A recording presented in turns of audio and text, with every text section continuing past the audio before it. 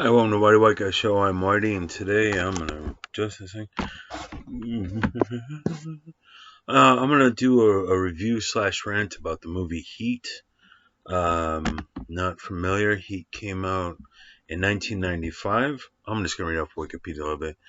American crime drama film written and directed by Michael Mann. It features an ensemble cast led by Al Pacino, Robert De Niro, with Tom Sizemore, Jon Voight, and Val Kilmer in supporting roles.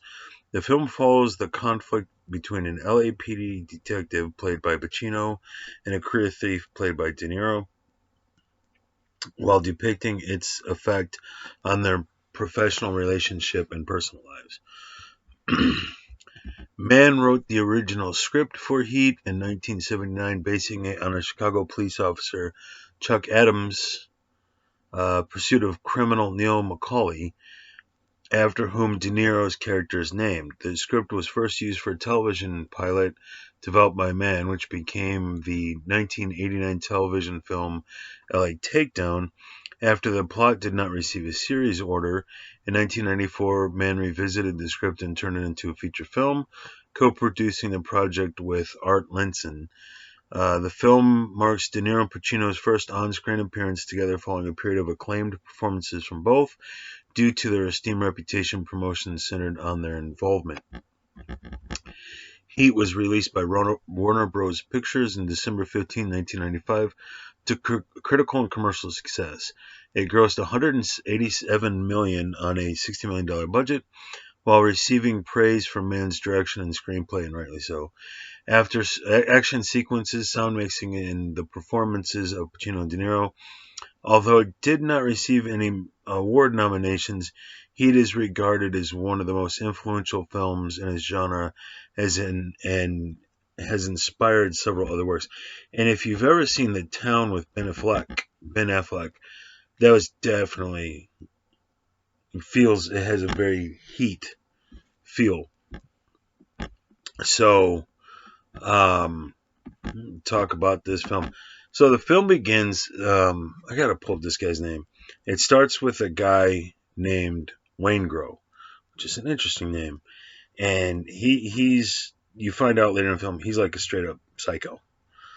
This is one sadistic. He kills people because he enjoys it kind of guy, who's part of the criminal world. Let me see if I can find the actor's name. Should be right here.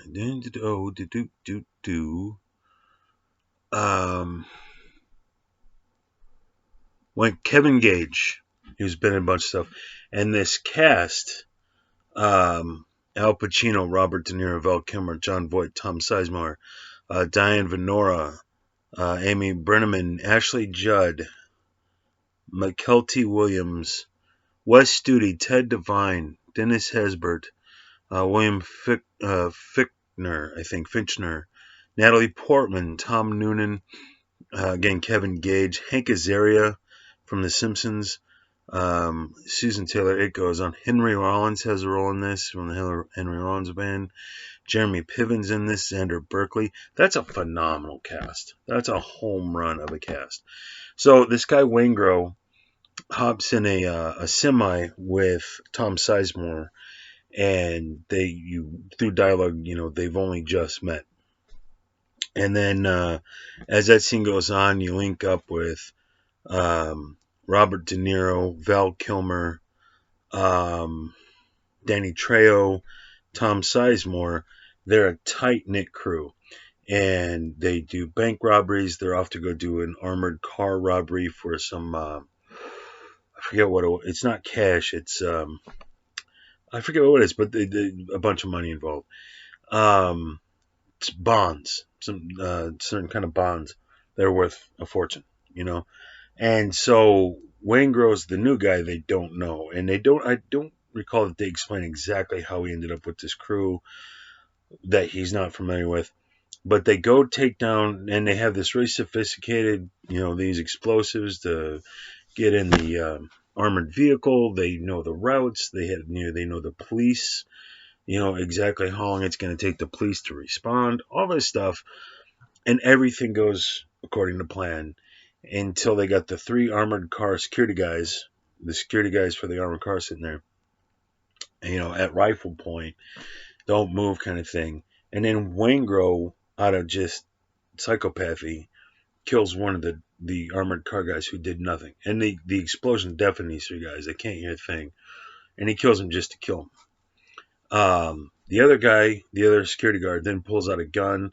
He gets blasted away. And then the third guy who hasn't done a thing is just standing there. They have to kill him because he's a witness now to what was, and so in the criminal world, you take down an armored car, maybe doing 5 to 10 years, 15 years. You kill 3 people or you kill one person, you're looking at life. Without the possibility, probably you're looking at 30, 40 or something. It's going to be a big old juicy sentence when he's killed these 2 guys. So might as well take out the third guy and get rid of the witness because you're fucked anyway. The core 4 guys, Robert De Niro, Val Kilmer, Tom Sizemore, Danny Trejo, they don't like this. Not only did they have to kill people, and that's not what they do. They steal, but they're not murderers. They'll kill somebody if they got it, but that's not the game plan. They're in it for the money. They're in it for the juice. And so they're not happy with this. And now they're looking at life sentences if they get caught. And I don't think California has execution, but if in this state, if they did. So to kill, they go to the diner, they meet up, and then they go to kill the Wayne Girl guy. But just as they're about to shoot him in a dark parking lot, a cop turns on his lights, and they all pause. And then that cop ends up going after somebody for a speeding ticket or something, and Wayne Girl is lying on the floor, rolls way under a car, and disappears. So he's out there in the ether. You then cut over to Al Pacino. So Robert De Niro has got, again, Val Kilmer, Danny Trejo, Tom Sizemore, and they're a tight crew. A crew! You cut over to Al Pacino, who is LAPD detective, and he's got his guys. And that's Ted Levine. I'm going to have to look this up. Ted Levine, who was, just a bunch of stuff. Let's see. Wes Studi is part of his crew. Ted Levine. I want to say Dennis Hesbert is one of his guys. And then the one dude I think is Kelso is the one. There's only one guy out of everybody mentioned so far. I haven't seen him in something else. The whole cast has been in a bunch of other movies. There's only one dude in here I'm not familiar with. But so Robert De Niro's got his crew, his tight crew, and Al Pacino, who's the cop, has his tight crew. So it's a cops and robbers situation. And from there is like a cat and mouse. The cops are doing the investigation, and the robbers are trying to avoid them. So they then the robbers are working with John Voight, who's like the guy that helps them find and set up, that situation with the armored car. He knows the guy who knows the guy who can get you the blueprints, take down a bank, and then he gets his piece, and then you get your piece. That's John Voight's job. And so they call up the guy who owned these bonds, who's played by William Fichtner, who's a guy named Van Zandt, who's a wealthy businessman. And they say, look, you're going to get 100% on the insurance. Everything's covered. But we'll sell you your bonds back, and you can sell them and get another 40%. So you get 100% plus 40%. You make, and it's a significant amount of money. So it's like you make out, we make out, everybody's gravy. And he's like, great, we'll do that. So William Fichtner's Van Zandt, Henry Rollins is his right-hand man, and his muscle, and Rollins is a built dude. And then Van Zandt hangs up the phone, and Henry Rollins is like, you're going to work with these guys? And he's like, they think it's cool to steal my money. I'm going to kill them. So he hires a couple guys to kill Robert De Niro and his crew. When they get to to hand off the bonds, and turns into a shootout. Now Robert De Niro wants to take out Van Zandt. From there, you then meet all the women, and everybody's got girlfriends, which is kind of frustrating, and I'll get into that. So you're dealing with everybody's relationships. Honestly, I skipped through that shit. What then happens is Wayne Girl resurfaces, and he's working with Van Zandt to take out Robert De Niro's crew. When they go to visit John Voight, and there's a dude in a wheelchair. I don't know the actor. And this is 1995. So people had Dell computers with Windows XP, and 1.5 gigabytes of RAM. You know, here's a dude who's like a hacker. He really knows his computers. So he's hacked into this bank, and at this given time, all the branches are going to have a bunch of money at one location, and it's going to be about $12.5 million. And if you take down this score, Robert De Niro is going to retire and go away. The problem is you just killed these three security guards, so you got Al Pacino up your ass with his guys, and you got this Van Zant guy who's coming after you, and then all their relationship with the ladies, so they have a lot of heat on them. And the question is, with $12 million split so many ways, that's a lot of money. Everybody's making $1 million to $1.5 million, depending on how it got divided. It looks say you're looking at $2 million a pop, or $1.5 million. Fucking, is it worth it? So everything could go horribly wrong. Everybody could get killed and put in jail. But that kind of money, is it worth? So they had that conversation. They decided to take down the bank, and from there, the shit hits the fan. And not a lot of people survive this one. It's a cops and robbers shoot 'em up. It's actually, but it's not high. It's not Point Break. There's a lot more slow pace and developing of characters and a lot more characters. But still, it's a good, solid, classic film. And Michael Mann directed. This hasn't dated a day. When you watch this film, this could have been shot last week. The two things that jump out at you are the cars, and then more than anything else, they're all on landlines. They're like, do, give me Van Zandt. Yes, Van Zandt. And then Van Zandt's like, do. Give me Henry Rollins' character. God damn it, where is he? And then the cops are like, boom, boom, boom. Give me San Francisco PD. And I'm like, oh my God, landlines. When was the last time I even saw one? Everybody's got smartphones and shit now. So that's the only thing that really stands out. But cinematography wise, performances, the score, everything it looks great. It's a great looking film. And when they have this shootout in the street and they're blasting away with AR-15s and stuff and shotguns and AK-47s, that sound is bouncing off the buildings, and it's just got a really great sound design. It sounds very realistic. So this is a very solid film. Heat, which came out in 1995, very enjoyable film. I have my qualms, and it's not a right or wrong. It's a matter of choice. But you do spend a lot of time with everybody's got a girlfriend or a wife. No, I don't think they have any wives. They all have girlfriends, and the cops have wives. And so you spend a lot of time with Al Pacino and his wife, who he's on his way out in a divorce, and then Natalie Portman's his stepdaughter, and then she tries to commit suicide. And there's a lot of drama there. Oh my God, this poor girl. And I'm watching this going, I don't really give a fuck. Let's get back to Tom Sizemore and Val Kilmer doing some shoot 'em up. And so when I watch this on my laptop, I just skip the girlfriend shit and get back to the actiony shit. But that's all fair and good.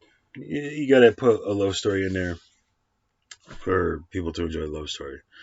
I typically don't give a shit about love stories.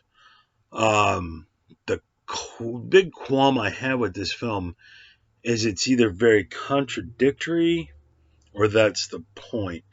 And that is Al Pacino twice gives this speech. I'm sorry, Robert De Niro gives this speech about don't have anything in life that you can't dump in 30 seconds. And, at one point, Al Pacino and Robert De Niro meet in a diner and have this conversation. And, they don't hate each other, but the love of the job and the thing, this is what I do well, this is the only thing I know how to do, pits them against each other. Even though they actually like each other, they don't hate each other. They respect each other. They're both good at what they do. But Robert De Niro says, in this line, a guy told me once, never have something you can't walk away from in 30 seconds. And when you got a wife and you got a job, how are you going to be able to keep up with me? Then he's in the relationship with his girlfriend, and he can't leave her in 30 seconds. It's like, didn't you just say that? So that's probably the point, but it's like these guys are. It's you see this in so many films. These guys are supposed to be really smart, really sophisticated. They're very good at what they do. They're the pros of the pros, and they make a whole slew of amateur mistakes. So at one point, Danny Trejo calls up Robert De Niro on the landline and says, "I got cops all over me. I can't make this deal." So they go and they're at a diner and they see the black guy behind it, making the food, the line cook, and Robert De Niro's like, that guy did 4 years at Folsom. I know that guy. So they hire him as a driver, and it's like, isn't that how we got here? You didn't know Waingro. He turned out to be a psycho. Everything that's happening is a consequence of that. That's the thing that sets everything in motion. If you didn't have that Waingro guy who doesn't shoot that guard, you get out of this no problems. So, because even though you had the problem with William Van Zant and he's going to kill Waingro fucks it all up later in the film. So it's like you're supposed to be the professionals of the professionals, but then after making the mistake of hiring Waingro, a guy you don't know and haven't worked with, you go and hire this guy. Now, you just made the same mistake here. And I don't want to spoil the film if you haven't seen it, but the shit hits the fan and hardly anybody survives this film. There's a lot of shoot 'em up and carnage. So it's like you already made this mistake and now you're making it again, but I'm supposed to respect you within the logic of the film as being the professionals of the professionals. And instead you're a bunch of fucking chuckleheads who keep fucking everything up. Now that's probably the point. But to me, I'm just like,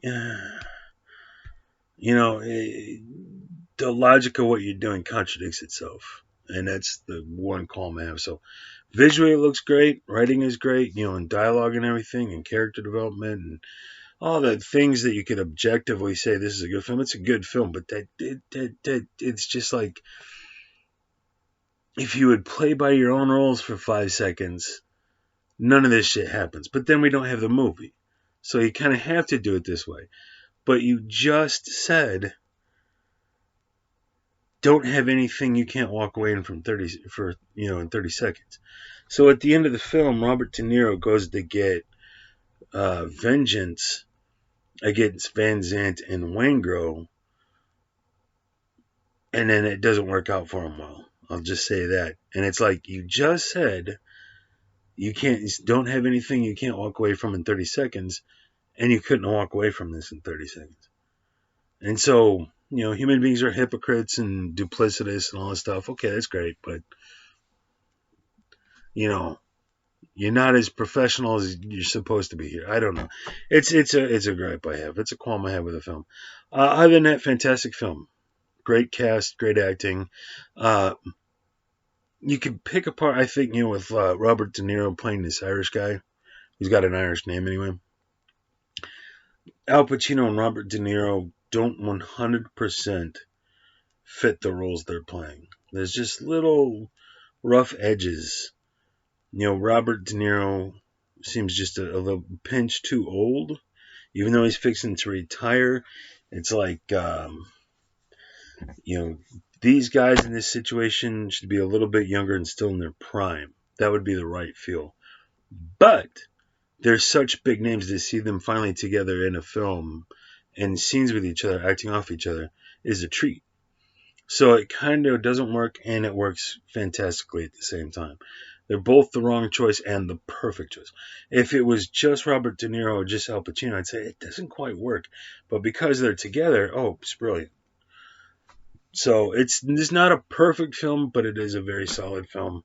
If you're looking for a movie to watch this weekend and, chew some popcorn, eat a pizza, this is a good film. This is a good choice. So check out Heat, which came out in 1995, directed by Michael Mann, Al Pacino, Robert De Niro, Val Kilmer, Tom Sizemore, Danny Trejo, Ted Levine, Wes Studi. It's got a great cast. Go check it out. I'm trying to talk for just a few more seconds to get to 20 minutes, and I don't know if that's even relevant. So there's 20 minutes. Okay.